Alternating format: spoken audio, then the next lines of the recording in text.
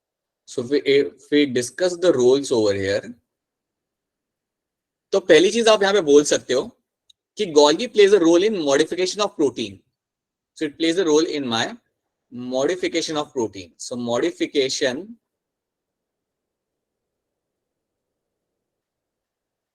of protein is something done by my Golgi apparatus.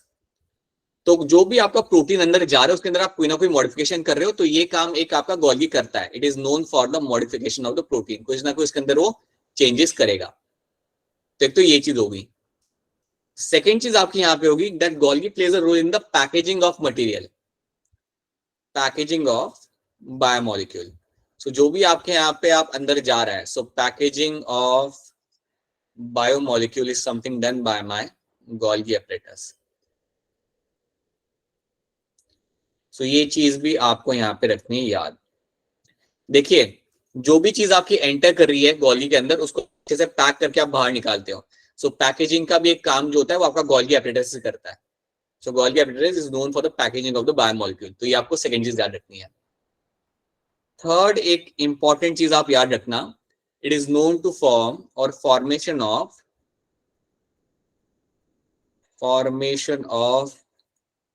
glycolipid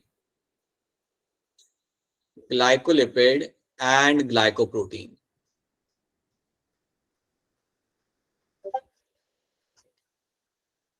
So glycolipid and glycoprotein formation is something done with the help of my biomolecule, with the help of my Golgi apparatus. अगर आपको याद हो तो ये दोनों चीजें आपको cell membrane पे मिलती है. किसी को याद है इसका फंक्शन क्या होता है? What is the role of glycolipid and glycoprotein?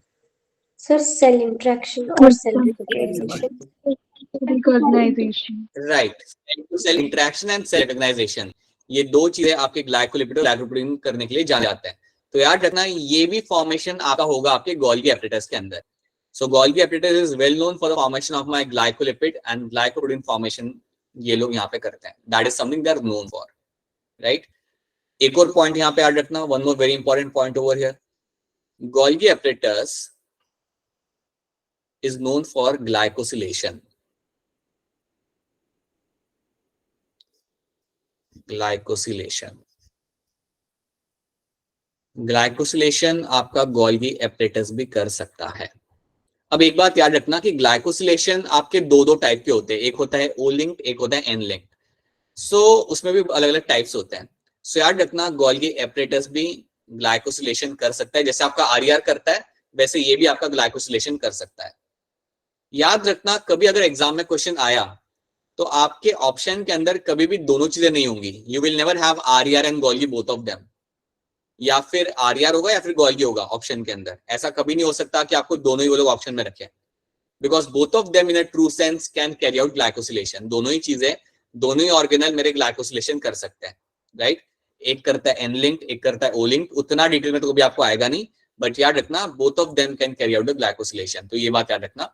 सो अगर कभी क्वेश्चन आ रहा है देन यू विल सी इधर they will have RER in option और they will have a Golgi in option. दोनों एक साथ आप वो रख नहीं सकते. You will never find that happening. Right. And the last important role here is going to be formation of your lysosomes. Formation of lysosomes. Right. Glycosylation का मतलब पूछ रहे हो? Addition of sugar molecule. बेटा RER में जो नहीं किया था हमने अभिषेक, RER के अंदर हमने नहीं किया था ग्लाइकोसिलेशन, जिसमें हम शुगर मॉलिक्यूल ऐड करते हैं, वही चीज यहाँ पे हो रही है. सेम चीज, कोई फर्क नहीं है. ठीक है. यहाँ पे भी जब आप शुगर मॉलिक्यूल ऐड करते हो किसी बायोमोलिक्यूल को, उसे हम कहते हैं ग्लाइकोसिलेशन. वहां पे भी हो रहा था, यहाँ पे भी हो रहा है. राइट. सो दोनों लोकेशन पे आपको ये हो सकता है.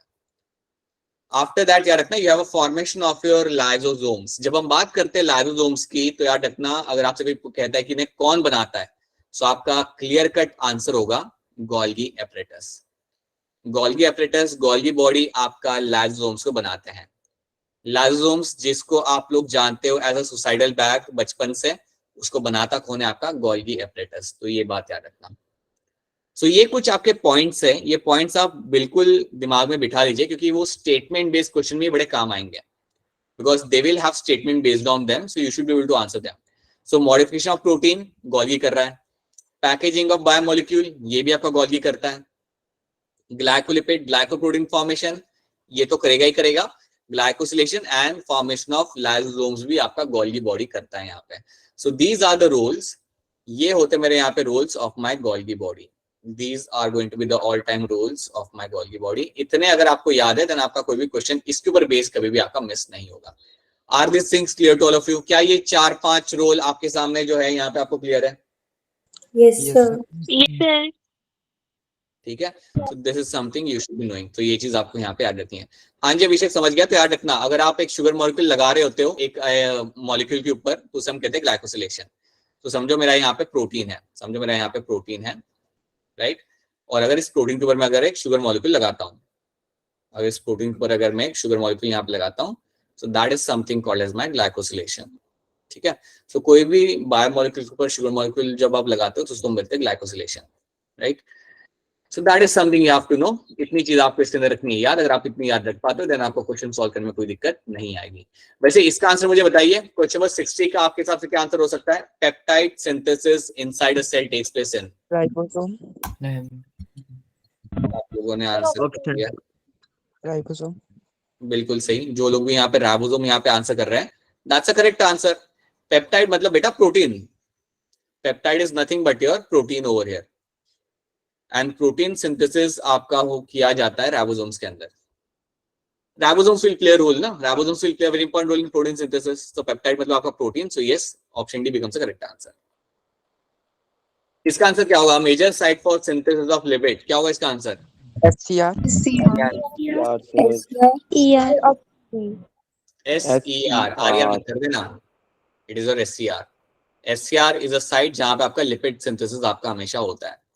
ऐसे क्वेश्चन आने चाहिए, ऐसे बस ऐसे क्वेश्चन आ जाए आपके 90 में से 45 क्वेश्चन ऐसे हो जाए बस. So these are the kind of question they can possibly like you can get this kind of question जहाँ पे आपको डायरेक्टली लोग पूछ रहे हैं. So I think like you shouldn't even take more than like 5 seconds to answer this kind of question. तो ये याद रखना आप यहाँ पे. तो यहाँ पे हमने हमारा गोल्गी एपिटस देख लिया. अब आगे बढ़ने से पहले मैं आपको यहाँ पे एक पिक्चर दिखाना चाहूंगा. तो आप यहाँ पे देखना, एक वेसिकल निकला वहां से ER में से, और वो देखिए पर्पल वाला, और वो जा रहा है आपके गोल्गी के अंदर. सो वो एंटर कर रहा है via my cis face. Via cis face वो वहां पे करेगा एंटर. और जो गोल्गी में से स्काई ब्लू कलर का जो गोल्गी है, वहां से जब आपका वेसिकल निकलता है, that vesicle is coming out from the trans face. तो याद रखना, ट्रांस फेस से जब आपका वेसिकल निकलता है वो कहीं पे भी जा सकता है, right. As per the requirement वो आपका लोकेशन पे चला जाएगा, ठीक है. और ER से जब वेसिकल निकल जाए, it is getting inside the cis phase of the Golgi body, और उस तरीके से आप ट्रांसपोर्ट करते हो अपने प्रोटीन का या जो भी आपके पास है उसका. तो ये बात आपने यहाँ पे रखनी है याद. क्या आपको सिस फेज ट्रांस फेज की एंट्री एग्जिट समझ आ रही है? Yes, sir. Yes sir. Yes, sir. Alright, ठीक है, great. So that is something you have to know over here. चलिए आगे बढ़ते हैं. तो यहाँ पे हमने हमारे यहाँ पे गोल्गी एपिटस देख लिया. तो यहाँ पे वही चीज हमने यहाँ पे जो बताई थी आपको, वही चीज यहाँ पे लिखी हुई है. So you can read all those things later. जो भी हमने मेंशन किया था वो यहाँ पे लिखा हुआ है. Packaging of material, right, and they are delivered either to the intracellular target, मतलब सेल के अंदर आपको ट्रांसपोर्ट करना तो आप कर सकते हो, या फिर आप सेल के बाहर अगर आप ट्रांसपोर्ट करना हो तो भी आप इन्हें आप कर सकते हो, right. Golgi apparatus is important site for my glycoprotein and glycolipid synthesis. ये एक बहुत ही इंपॉर्टेंट साइट आपके यहाँ पे हो जाती है. क्वेश्चन नंबर 50 का आंसर आप करेंगे हैंड रेज करके. क्वेश्चन नंबर 50 का आंसर आपने करना है, लेकिन आपने करना है उसे हैंड रेज करके. You have to raise your hand to answer this question. Simple ही है. देखना चाहता हूँ कि आप कितने लोग ये स्टेटमेंट वाले क्वेश्चन आप संभाल पाते हो.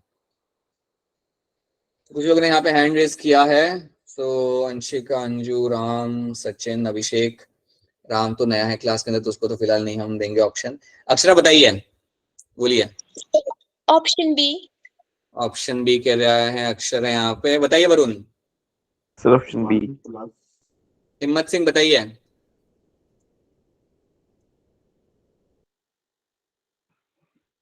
हिम्मत Singh is not saying anything. Anju बताइए क्या आंसर होगा इसके अंदर? Option B. Right, option B आप यहाँ पे सही आंसर हो जाता है. Golgi plays a important major role in post translational modification of protein. तो आपको अगर ट्रांसलेशन क्या होता है वो आपको पता नहीं है ना, तभी आपने इतना तो देख लिया, you have a modification of protein and glycosylation of lipid. मैंने आपको पहले मेंशन किया था आपका गोल्गी ग्लाइकोसिलेशन कर सकता है। So that is why option B over here becomes the correct answer. I hope जिन्होंने भी हैंड रेज किया था उन सबका ऑप्शन यहाँ पे बी ही था। सो कई बार क्या होता है वो लोग स्टेटमेंट इस तरीके से बनाते हैं कि आप थोड़े कंफ्यूज हो जाए, बट आपको की पॉइंट्स तो यहाँ पे दिख ही रहते हैं। मॉडिफिकेशन ऑफ प्रोटीन आपको यहाँ पे दिख रहा है and you are seeing the glycosylation over here. So yes, option B over here becomes the correct answer. So yes, B बनेगा यहाँ पे एज अ राइट आंसर। 61 के लिए भी आप हैंड रेज करेंगे, 61 के लिए भी आप लोग हैंड रेज करके आंसर करेंगे।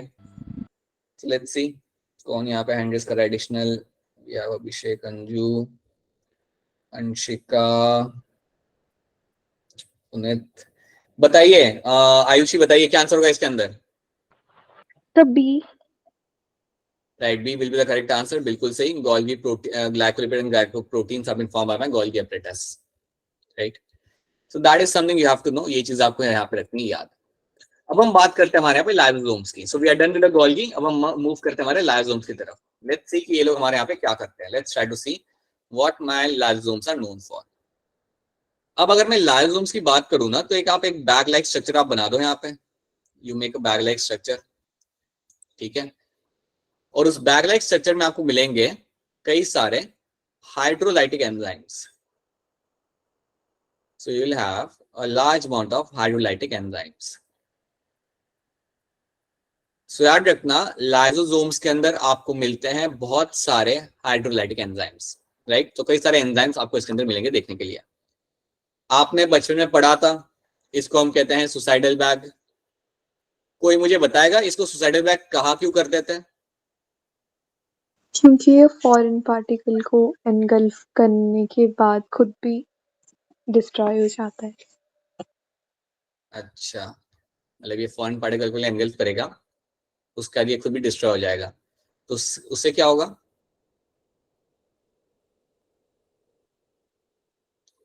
अच्छा, ऐसा वो क्यों करता है?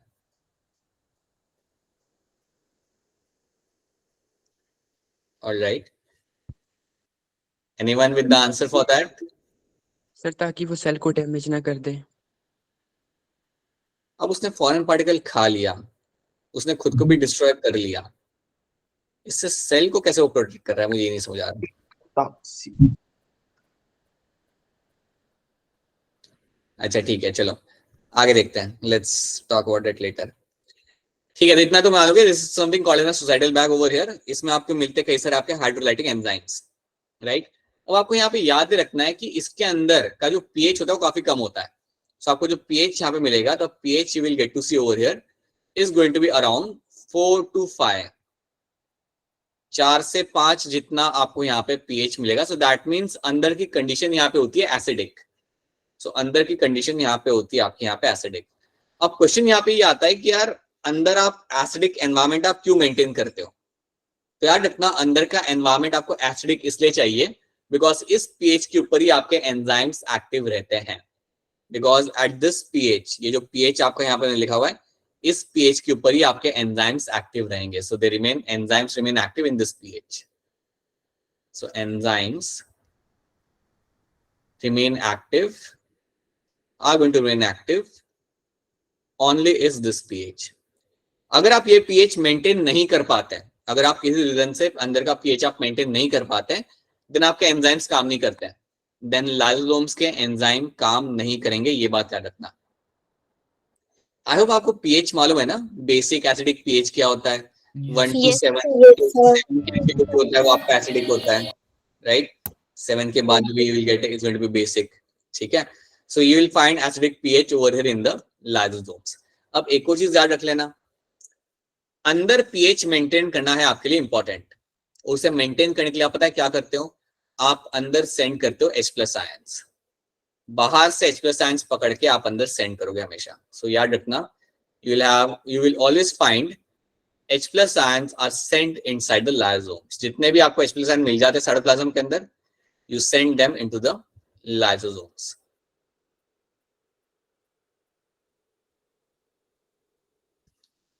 और इसके वजह से so when you throw in the H+ ions in the lysosomes, उसके वजह से क्या होता है, अंदर का पीएच आपका मेंटेन रहता है।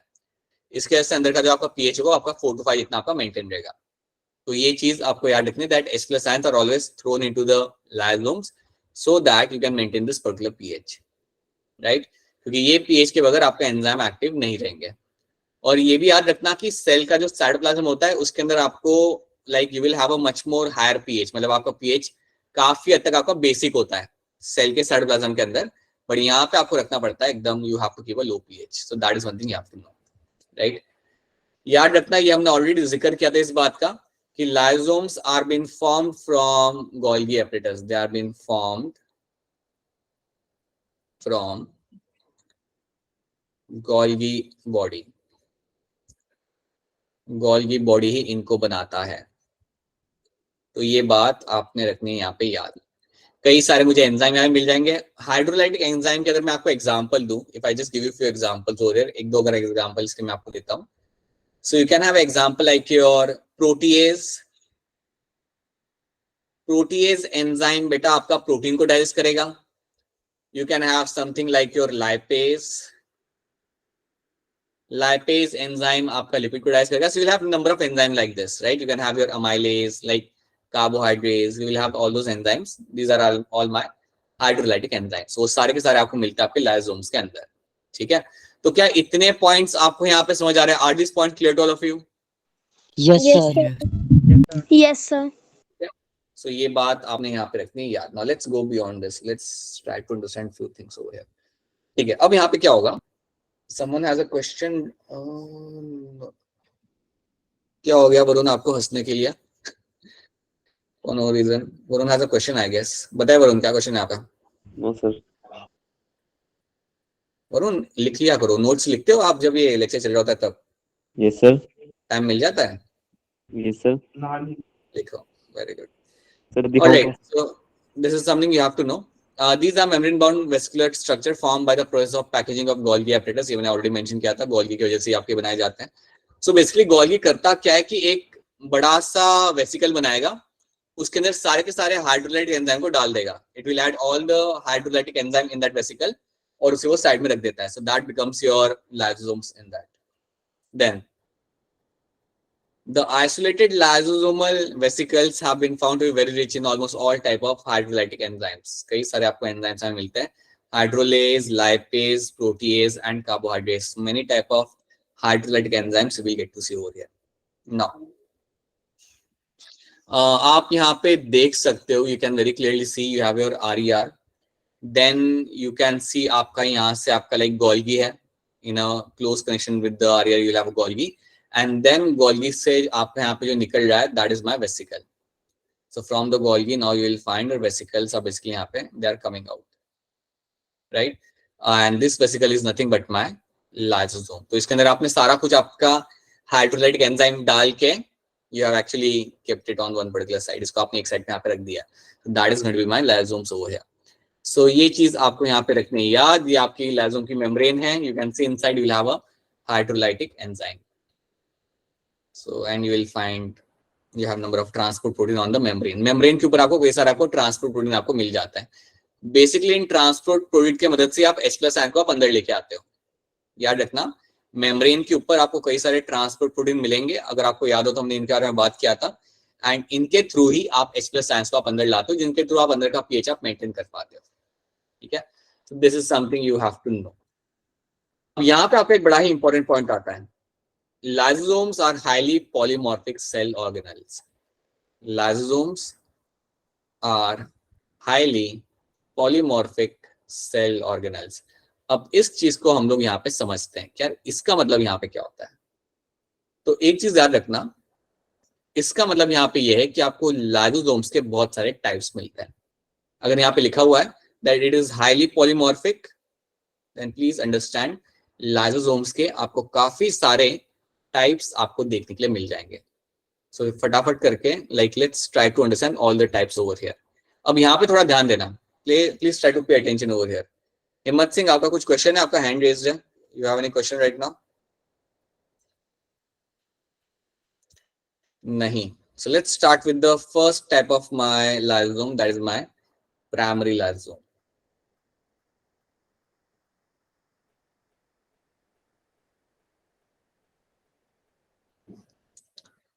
चलिए इसके बारे में बात करते हैं, what is my primary lysosome. अब अगर आपका एक लाइसोसोम न्यूली फॉर्म्ड है, अज्यूम दैट कि एक लाइसोसोम आपके पास है यहाँ पे जो एकदम अभी भी बना है, it's been newly formed, right? So when you have a newly formed lysosome, newly formed lysosome जिसने अभी तक कोई भी चीज डाइजेस्ट नहीं की, जिसने अभी तक अपने लाइफ के अंदर कोई भी चीज डाइजेस्ट नहीं की है, ऐसे लाइसोसोम को हम बोलते हैं यहाँ पे एज अ प्राइमरी लाइसोसोम। सो जो भी आपका लाइसोसोम नया नया बना होता है, जिसने अभी तक कुछ भी नहीं किया अपने लाइफ के अंदर, किसी चीज को पकड़ के डाइजेस्ट करने का उसने ऐसा कुछ भी ऐसा काम नहीं किया हुआ, ऐसे लाइसोसोम्स को मैं बोलूंगा यहाँ पे as a primary lysosome. So newly formed lysosome who hasn't done anything in its life apparently can be called as my primary lysosomes। तो ये बात आपको यहाँ पे रखनी है याद। सो प्राइमरी लाइसोसोम थोड़ा सिंपल है, इसने कुछ भी नहीं किया, इसमें सारे एंजाइम्स हैं, बिल्कुल रेडी है कुछ करने के लिए, बट अभी तक इसने किया कुछ नहीं है, it hasn't done anything. So that lysosome is called as my primary lysosome. बड़ा ही सिंपल सा इसका डेफिनेशन है, या आई वुड से इसके अंडरस्टैंडिंग, इसमें ज्यादा कुछ है नहीं, ठीक है। Then you have a secondary lysosome, then आपका यहाँ पे होगा something like your secondary sir ये तो नहीं लाइसोसोम। करता कंज्यूम, क्या हो गया? सर ये तो नहीं करता किसी को कंज्यूम पार्टिकल्स को। करेगा, अभी नहीं कर रहा ना, न्यूली फॉर्म्ड है वो। जो प्राइमरी मेरा होता है यहाँ पे वो न्यूली फॉर्म्ड है, अभी ऐसा नहीं बोला हमने कि वो कभी नहीं करेगा किसी को डाइजेस्ट, अभी उसने किया नहीं किसी को digest, it is been newly formed. So एकदम जो न्यूली फॉर्म्ड आपका लाइसोसोम होता है उसे हम कहते हैं प्राइमरी लाइसोसोम, ठीक है। Then you have a secondary lysosomes. अब सेकेंडरी लाइसोसोम में यहाँ पे क्या होगा कि समझो आपके पास यहाँ पे लाइसोसोम है, this is my lysosome over here, ठीक है। इसमें मेरे है कई सारे यहाँ पे एंजाइम लगे हुए हैं, कई सारे एंजाइम इसके अंदर लगे हुए हैं। अब ये लाइसोसोम ने क्या किया है, इस lysosome what it has done ना, ये एक वेसिकल के साथ जाके अटैच हो चुका है। सो समझो यहाँ पे एक वेसिकल मेरा यहाँ पे खड़ा है, समझो यहाँ पे एक वेसिकल खड़ा है और इस वेसिकल के अंदर है आपका एक protein. So assume that you have a vesicle over here, so you have a vesicle और इस वेसिकल के अंदर आपका यहाँ पे एक प्रोटीन खड़ा हुआ है, इस वेसिकल के अंदर आपका यहाँ पे एक प्रोटीन आपका यहाँ पे खड़ा हुआ है और इस प्रोटीन को आपको करना है डाइजेस्ट, इस प्रोटीन को आपके लाइसोसोम को करना है यहाँ पे डाइजेस्ट। तो अब यहाँ पे क्या होगा, ये लाइसोसोम इसके पास जाएगा। So now what will happen, you will have this protein वाला वेसिकल यहाँ पे खड़ा हुआ, वो तो आपका यहाँ पे खड़ा रहेगा, राइट। इसके अंदर आपका प्रोटीन लगा हुआ है, इसके अंदर आपका यहाँ पे प्रोटीन आपका यहाँ पे लगा हुआ है। अब क्या होगा, मेरा जो लाइसोसोम है वो इसके साथ जाके अटैच हो जाएगा, वो इसके साथ जाके हो जाएगा यहाँ पे अटैच। और एक बार ये इसके साथ जाके अटैच हो गया, देन आप जानते हो कि ये क्या करेगा, then you know what it will do, it will start releasing the enzymes inside the vesicle और उसके थ्रू उसको वो डाइजेस्ट कर देगा। सो वो वेसिकल के साथ कनेक्ट करके उसके अंदर एंजाइम रिलीज करेगा और वो एंजाइम के थ्रू वो जितना भी आपका प्रोटीन आपको मिल जाएगा वहां पे देखने के लिए, उसको वो ब्रेक डाउन करना वहां पे चालू करेगा। ऐसे लाइसोसोम को जो एक्टिव है, the lysosome which is very much active and doing it's purpose, digest करने का, वेसिकल के अंदर चीजों को डाइजेस्ट करने का जो इसका काम है वो कर रहा है, ऐसे लाइसोसोम्स को हम बोलते हैं यहाँ पे as a secondary lysosomes। So such lysosomes over here can be called as my secondary lysosomes। So please remember this thing very clearly, secondary lysosomes जो आपके रहेंगे वो काफी एक्टिव होंगे, ये ऐसे नहीं कि जिन्होंने कुछ काम नहीं किया, but they are the ones which are very active and they are doing their digestion all the time। So जो आपके एक्टिव है, जो आपका डाइजेशन कर रहे हैं रेगुलर बेसिस पे, those are called as my secondary lysosomes। तो ये चीज आपको यहाँ पे रखनी है। तो प्राइमरी और सेकेंडरी के अंदर ये चीजें आपको यहाँ पे डिफरेंस याद रखना है। प्राइमरी में तो वो कुछ भी नहीं कर रहा, एकदम नया नया बना है, सेकेंडरी में वो अपना काम कर रहा है, so that is called as my secondary lysosomes. तो क्या ये चीज आपको यहाँ पे क्लियर है? Is this thing clear to all of you? Yes, sir. Yes, sir. सारी लड़कियों को और सारे लड़कों को क्या ये बात यहाँ पे समझ आ रही है? Yes sir. Yes, sir. Yes, sir. Alright, Yes, sir. बढ़िया। So this is something you have to know about the primary and secondary lysosome over here.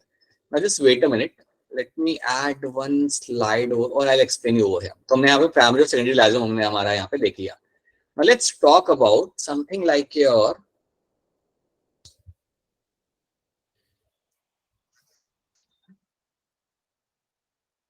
one more type of lysosome that is called as my autophagic lysosome। ये नाम या ये term याद रखना काफी आपके लिए इंपॉर्टेंट है। So there is a term known as my autophagic lysosomes.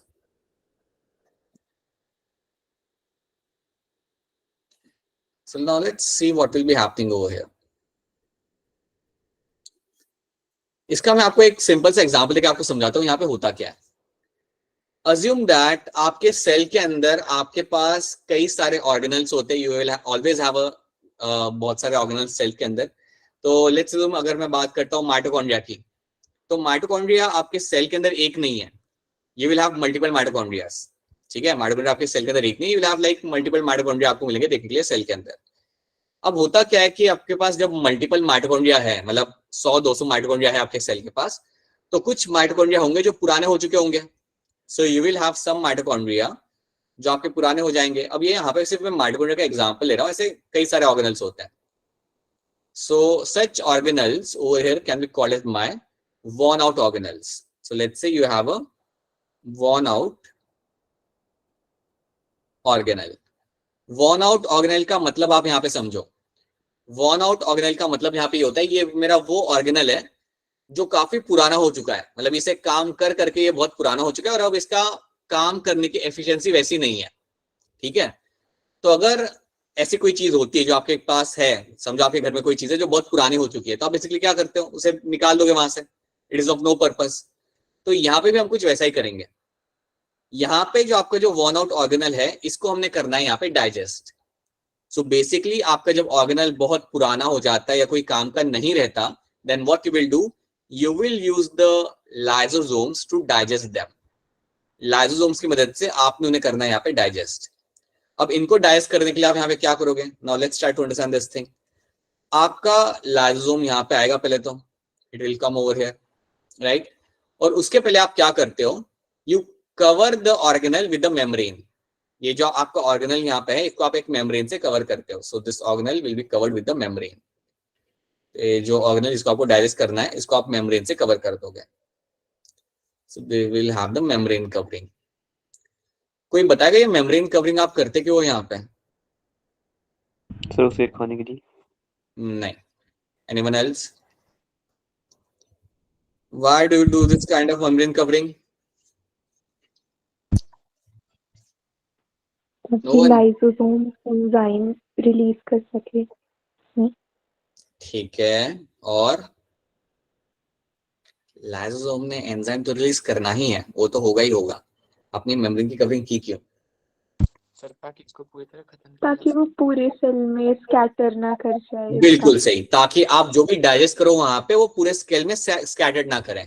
तो जब भी आप यहाँ पे लाइसोसोम आपके यहाँ पे से कनेक्ट करेगा, सी लाइसोसोम यहाँ पे मेरा आएगा and it will come and connect with this particular structure. ये आके मेरे स्ट्रक्चर के साथ करता है यहाँ पे कनेक्ट. ठीक है, एक बार जब इसने इसके साथ कनेक्ट कर लिया, अब ये क्या करेगा, अपने अंदर जितने भी एंजाइम्स यहाँ पे वो रिलीज करना चालू करेगा. So all the enzymes you have over here, ये आपके यहाँ पे आने चालू करेंगे. अब जब मेरे एंजाइम्स इसके अंदर आ रहे हैं, when I am finding this enzymes coming over here, तो याद रखना ये एंजाइम्स मेरे माइटोकॉन्ड्रिया को करेंगे डाइजेस्ट. और जो भी कंटेंट डाइजेस्ट होने के बाद बनेगा वो बाहर नहीं निकल रहा, वो उस एरिया से बाहर नहीं निकल रहा. ऐसा नहीं कि वो सेल के अंदर फैल रहा है. So that is why you have a membrane covering. So membrane covering का मैं लाइक अगर आपको सिंपल एग्जांपल बना के बताऊं तो ऐसा हो सकता है, समझो आपके पड़ोसी कोई काम कर रहे हैं, कंस्ट्रक्शन का काम कर रहे हैं, तो कभी आप नोटिस करना वो ऐसे ग्रीन कलर का कपड़ा लगा देते हैं आपके घर के आसपास, ताकि जो भी वहां पे मिट्टी या जो कुछ भी उड़ रहा हो वो आपके साइड पे ना आए. शायद आपके यहाँ पे भी ऐसा होता होगा या शायद ना होता होगा, राइट. No sir. नहीं करते पड़ोसी, ऐसा कुछ नहीं करते हैं. पड़ोसी से लेके जा रहे तो जाने दो, आप कुछ नहीं होता. ठीक है, सो जनरली ऐसा किया जाता है that you cover that area, ताकि जो भी आप कंस्ट्रक्शन का काम कर रहे हो तो उसकी धूल मिट्टी सीमेंट आपका दूसरों के घर में ना जाए. वही चीज आप यहाँ पे कर रहे हो, उसे कवर कर रहे हो आप पूरे तरीके से, ताकि इसका कंटेंट बाहर ना निकले, राइट, वो स्कैटर्ड ना हो. ठीक है, सो सच लाइसोसोम्स, एक्सक्यूज मी, सच लाइसोसोम्स जो पुराने ऑर्गेनल्स को वॉर्न आउट करते हैं, निकालते हैं, such lysosomes are called as my autophagic lysosomes. ऐसे लाइसोसोम्स को हम बोलेंगे यहाँ पे एज अ ऑटोफेजिक लाइसोसोम्स. तो ये चीज आपको रखनी है यहाँ पे याद.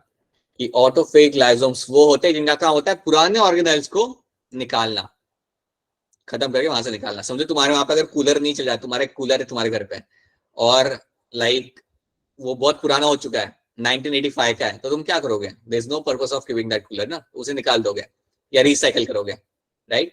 Same thing over here, it is been doing over here. उसको ब्रेक डाउन करेगा, ब्रेक डाउन करने के बाद जो भी काम की चीज होगी ना वो रख लेगा, जो भी काम की चीज होगी उसे वो रख लेगा, और जो काम का नहीं है that should be thrown out of the body of the cell. So that is what autophagic lysosome is known to do. तो ये चीज आपको यहाँ पे रखनी है याद। कूलर काफी अजीब एग्जांपल था हिमाचल के लोगों के लिए, क्योंकि हम लोग तो ठीक है। चलो, fourth type of my example is going to be, type of my lysosome is going to be my residual lysosome, ये जिसे हम even कहते हैं as a residual bodies, residual bodies। ये होता है हमारा फोर्थ टाइप।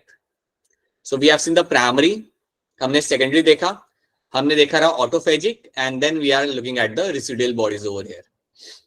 अब रेसिडुअल बॉडीज में आपका यहाँ पे क्या होगा ना, बेसिकली ये कुछ मेरे लाइसोसोम्स होते हैं, these are some of my lysosomes, जिनके अंदर अनडाइजेस्टेड वेस्ट होता है। सो लाइसोसोम्स जिनके अंदर आपको मिलेगा, देखने के लिए आपका यहाँ पे undigested waste, lysosomes with the undigested waste, इनको हम बोलते हैं यहाँ पे as a residual bodies, you call them as a residual bodies. तो इनका कुछ काम नहीं होता, बेसिकली इसमें जो कचरा होता है उसको आप आज नहीं तो कल सेल के बाहर आप निकाल के फेंकोगे, ठीक है? तो इनको हम कहते हैं यहाँ पे रेसिडुअल बॉडीज। तो समझो आपने इसे डाइजेस्ट किया, समझो आपने इस माइटोकॉन्ड्रिया को किया डाइजेस्ट, उसके बाद जो भी अनडाइजेस्टेड वेस्ट होता है ना उसको आप एक बैग में रख देते हो, और उस बैग को आप बोलते हो यहाँ पे एज अ रेसिडुअल बॉडीज। अब इसमें जो कंटेंट है वो आज नहीं तो कल आपने उसे सेल के बाहर निकाल के फेंकना है। So that is something you have to know. तो ये आपके होते हैं 4 types, these are the 4 types of my lysosomes, और इसी के वजह से आप कहते हो कि lysosomes are highly polymorphic cell organelles, क्योंकि आपको इसके अंदर कई सारे आपको टाइप्स देखने के लिए आपको यहाँ पे मिल जाते हैं। सो याद रखते हैं, you have a primary, you have your secondary, residual, and then you have your autophagic, ये भी भूलना मत। और ऑटोफेजिक टर्म जब भी सामने आएगा याद रखना, सेल के अंदर के ऑर्गेनल को ही ये यहाँ पे डाइजेस्ट करेगा, it will be digesting the organelle within the cell itself, ठीक है? तो क्या यहाँ तक आपको चीजें समझ आ रही हैं? Are this things clear to all of you? Yes, sir. ठीक है। तो ये चीजें, इतनी चीजें आपको यहाँ पे मालूम रखती, इतनी चीजें आपको यहाँ पे याद रखनी है। अगर आपको इतनी चीजें याद रह पा रही है, देन क्वेश्चन सॉल्व करने में आपको कभी भी कोई यहाँ पे दिक्कत नहीं आएगी। So this is something you all have to remember over here, right? चलिए फिर फटाफट इसको रिवाइज कर लेते हैं एक बार फिर। सो क्विकली टेल मी, फटाफट मुझे आंसर करिए, मुझे बताइए, अगर मैं कह रहा हूँ कि एक ऑर्गेनल है और वो ऑर्गेनल आपको रोल प्ले कर रहा है इन पैकेजिंग ऑफ बायोमोलिक्यूल, तो हम किस ऑर्गेनल की बात कर रहे हैं? Golgi apparatus. That is my Golgi apparatus, ठीक है, राइट। मुझे बताइए, आपका अगर एक लाइसोसोम है जिसने अभी तक कुछ भी नहीं किया, तो वो कौन से कैटेगरी में आएगा? Primary. That is your primary lysosome, ठीक है। अगर मेरा एक लाइसोसोम मुझे दिख रहा है सेल के अंदर, जिसके अंदर आई हैव अनडाइजेस्टेड वेस्ट, तो वो कौन से कैटेगरी में आएगा? अंडर माय रेसिडुअल बॉडीज, ठीक है, राइट। और अगर मेरे पास एक लाइसोसोम है जो एक्टिवली डाइजेस्ट कर रहा है चीजों को वेसिकल Secondary. को बोलेंगे हम यहाँ पे सेकेंडरी लाइसोसोम्स, ठीक है। कितना पीएच होता है अंदर लाइसोसोम्स के अंदर? पीएच कितना मेंटेन करते हो आप? 4 to 5. और कैसे आप मेंटेन करते हो पीएच को? सर एंजाइम आयंस को अंदर भेजते हैं by adding the H+ ions. Yes, आप H+ आयंस को हमेशा आप अंदर ऐड करते रहोगे ताकि अंदर का पीएच आपका मेंटेन रह सके, नीचे रह सके, बिकॉज जब तक आप पीएच वहां पे मेंटेन नहीं करें तब तक आपके यहाँ पे एंजाइम्स एक्टिव आपके नहीं होते हैं। So enzymes has to remain active, और इसलिए आप वहां पे पीएच को आप वहां पे लाइक मेंटेन करोगे। याद रखना, आपकी बॉडी में एक लाइसोसोम नहीं होते, बहुत सारे होते हैं, and that just like throughout the cell आपको मिलेंगे देखने के लिए। तो ये चीज आपको यहाँ पे रखनी है याद। So this is all you have to know in terms of the lysosome. अब इसका मुझे आप क्वेश्चन का आंसर करेंगे हैंड रेज करके। सो क्वेश्चन नंबर 62 है, आप यहाँ पे देख लीजिए सब लोग ध्यान से. Which of the following is not considered as a part of my endomembrane system. इसमें कौन सा आपका एंडोमेम्ब्रेन का पार्ट यहाँ पे नहीं है? बताइए अंशिका, क्या होगा इसका answer? Sir option B. Anshika यहाँ पे ऑप्शन बी कह रही है, ठीक है. देन अपूर्वा, क्या होगा इसका आंसर? सो मुझे स्क्रीन नहीं दिख रही है. स्क्रीन ही दिख रही है अपूर्वा को. अच्छा, बाकी बच्चों को यहाँ पे स्क्रीन दिख रही है? Yes, yes sir. Sir. Yes sir. अच्छा बताओ, हम यहाँ पे स्क्रीन पे क्या बना रहे हैं? सर पैरेट, चिड़िया. दिख गई सर, दिख गई. अब दिख अपूर्वा को भी गई. दिख, ठीक है, राइट. सो ऑलराइट, सो बताइए अपूर्वा, क्या आंसर लग रहा है इसके अंदर आंसर आपको? बी. हाँ जी, बिल्कुल सही बात है, सबका आंसर यहाँ पे बी आना चाहिए. Peroxisome are not a part of my endomembrane system. बाकी तीनों चीजें are a part of my endomembrane system. तो ये चीज याद रखना. So that's why B will be the correct answer over here. ठीक है. So yes, that is what we have done. Question number 62. ये चार चीजें हम देख चुके हैं, primary, secondary, residual bodies and my autophagic lysosome. ये चार चीजें हम देख चुके हैं. होप करता हूं कि आपको ये सारी चीजें याद रहेंगी. Now let's start with the vacuole. अब जब भी मैं वैक्यूल की बात करता हूं ना, प्लांट सेल के अंदर 90% एरिया आपका वैक्यूल कवर करेगा. सो प्लांट सेल के अंदर 90% area in the plant cell will be covered by my vacuole. सारी चीजों को कर देगा साइड में और पूरा एरिया बीच में आपका वैक्यूल कवर करेगा. अब वैक्यूल के अंदर आपको बहुत चीजें मिल जाती है. सो वैक्यूल इज लाइक एक डस्टबिन की तरह भी इसको कई बार कहा जाता है, because vacuole will have like it will have the cell sap, water sap. इसमें आपको वाटर मिल जाएगा, राइट. इसके अंदर वाटर आपको बहुत ज्यादा मिल जाता है. So will have a water SAP inside them. इसके अंदर आपको मिनरल आयंस आपको मिल जाते हैं. कई सारे मिनरल आयंस को आप यहाँ पे रखते हो. Many mineral ions have been kept over here. और काफी ज्यादा एक्सक्रीटरी वेस्ट भी आप यहाँ पे रखते हो. Large amount of excretory waste आप इसके अंदर रखते हो. सो याद रखना, वैक्यूल्स आर लाइक ऑर्गेनल्स. बड़े बड़े होते हैं प्लांट सेल के अंदर, एनिमल सेल में काफी छोटे होते हैं. और इनके अंदर आप रखते हो like you can keep a water sap, mineral ions, excretory waste. आप यहाँ पे काफी अच्छे अमाउंट में आप इन्हें रख लेते हो. इसकी जो आउटर मेम्ब्रेन होती है, the outer membrane of the vacuole has a name. और आउटर मेम्ब्रेन को हम यहाँ पे बोलते हैं एज अ टोनोप्लास्ट. ये कई बार क्वेश्चन आपका बन जाता है.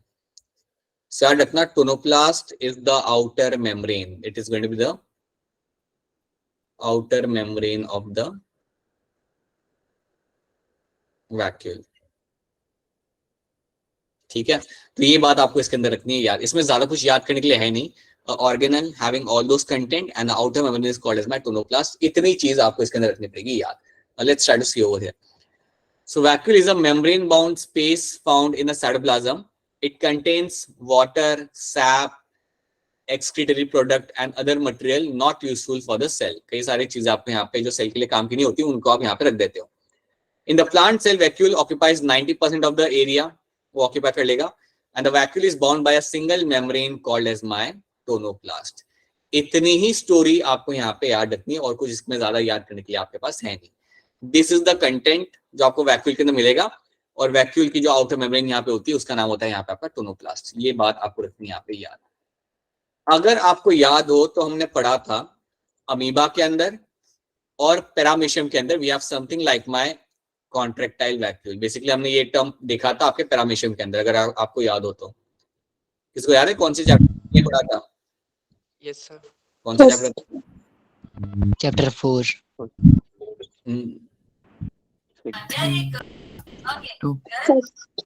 Chapter 2 biological classification. उसमें पढ़ा था हमने ये चीज. So in them you will get to see a contractile vacuole. Paramecium के अंदर हमने ये देखा था जिसका काम होता है एक्सक्रीशन एंड ऑस्मो रेगुलेशन. याद करिए, थोड़ा याद करिए.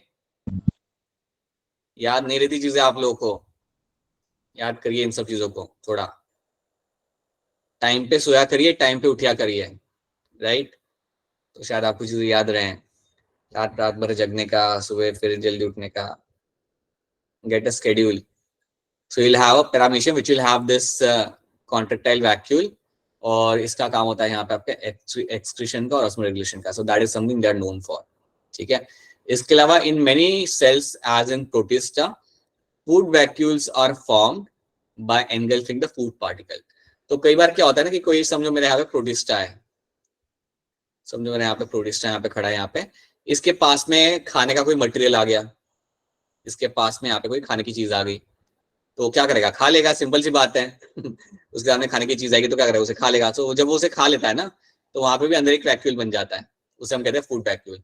सो after eating that particular thing there is a vacuole which has been formed, right, and that vacuole over is called as food vacuole. तो वो आपको देखने के लिए आपको यहाँ पे मिलेगा। So food vacuole is something you find after engulfing the food particle.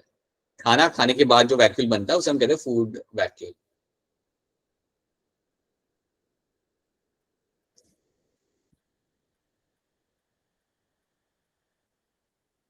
Right. ये याद रखना, कॉन्ट्रैक्टाइल वैक्यूल के एग्जांपल अमीबा एंड पैरामेशियम, जिनका काम होता है एक्सक्रीशन एंड ऑस्मोरेगुलेशन। तो ये हम ऑलरेडी पहले भी देख चुके हैं, ये कई बार स्टेटमेंट में आ जाता है, तो ये बात आपको याद रखनी पड़ेगी, ठीक है। तो यहाँ पे आपका बड़ा वैक्यूल वाला पार्ट होता है, यहाँ पे आप सबका खत्म। सो वैक्यूल में ज्यादा कुछ है नहीं। तो अगर देखा जाए तो आज हमने 3 ऑर्गेनल देखे, हमने देखे हमारे vacuole, we were able to complete our Golgi apparatus and your lysosomes. So that's a big thing for us. आज हमने 3 ऑर्गेनल यहाँ पे खत्म किए, एंड नेक्स्ट टाइम हम लोग मिलेंगे तो will be doing something else. अब आगे बढ़ने के पहले हम लोग करेंगे हमारा यहाँ पे एक चीज जो हमारे क्लास के एंड में करते हैं, and that is going to be your poll run करना। सो चलिए सब लोग यहाँ पे हो जाइए रेडी, हम लोग पोल रन करेंगे। और इस बार क्वेश्चन आपके सामने होगा, आपको यहाँ पे ऑप्शन सिलेक्ट करना है। So I won't be writing the question over here, you simply have to choose the correct answer. चलिए फटाफट पोल रन करते हैं।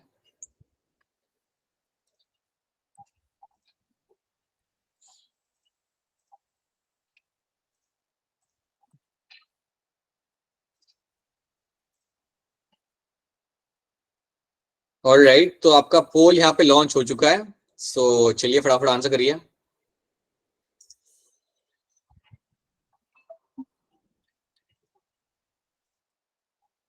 चलिए बेटा बताइए क्या आंसर हुआ इसके अंदर, बताइए। क्वेश्चन नंबर 1 देखिए यहाँ पे, और पोल के अंदर आंसर करिएगा। Membrane bound vascular structure form by the process of packaging in the Golgi apparatus, कौन सा होता है? इनमें से कौन सा वेस्कुलर स्ट्रक्चर है जो आपका गोल्गी में से बन के निकलता है? पोल में आंसर करेंगे आप लोग इसका, तो फटाफट पोल में आंसर करिए। आई होप सबको पोल एक्सेस कर पा रहे हैं सारे बच्चे। Yes sir. No sir. Right, activity के अंदर जाइए, वहां पे ऑप्शन लिखे होंगे ABCD, उनमें से जो आपको सही लग रहा है उसे आप करेंगे वहां पे सिलेक्ट। पोल शो नहीं हो रहा है। कोई शो नहीं हो रहा। एक्टिविटी में आ जाइए बेटा, एक्टिविटी में आ जाइए, एक्टिविटी में आइए, आपको वहां पे पोल दिख जाएगा। सर दिख रहा है नहीं आपको? है। और किसी को है जो एक्टिविटी के अंदर जाके पोल नहीं दिख रहा? फिलहाल तो बेटा सबको दिख रहा है गेस। वेट करिए बेटा, वेट करिए, कई बार पोल आता है, आने में आपको टाइम लग जाएगा, नेटवर्क का इशू हो सकता है तब, इसलिए जस्ट वेट, आ जाएगा होपफुली। सर होता है, उसमें फोन भी होता है सर। हाँ नहीं दिखता ना कई बार फोन के अंदर, ऐसा करो ना। दिखता है सर। हाँ तो फोन में वही एक्टिविटी में दिखता होगा। Yes sir. कई बार नेटवर्क का इशू होता है तो इसलिए कई बार टाइम लग सकता है। आ गया? कर दो बेटा, आंसर कर दो, जल्दी आंसर कर दो फटाफट, ताकि आपका आंसर रिकॉर्ड हो जाए एंड सब लोग फिर घर जा सके। फटाफट। Nice sir, bye sir, thank you sir. ये देखो, ये थोड़ा पढ़ाई करो वरुण, ठीक है? Yes sir. थोड़ा और अच्छे से पढ़ाई करो, और काफी कुछ करना है। अभी मैं शेयर करूंगा शाम को आपके साथ फिजिक्स केमिस्ट्री बायो का स्कोर कार्ड। Okay sir. इसका तो देखो, और this goes for all of you, please थोड़ा लेवल अप करिए पढ़ाई को। ऑलराइट, ठीक है। So now let me stop this.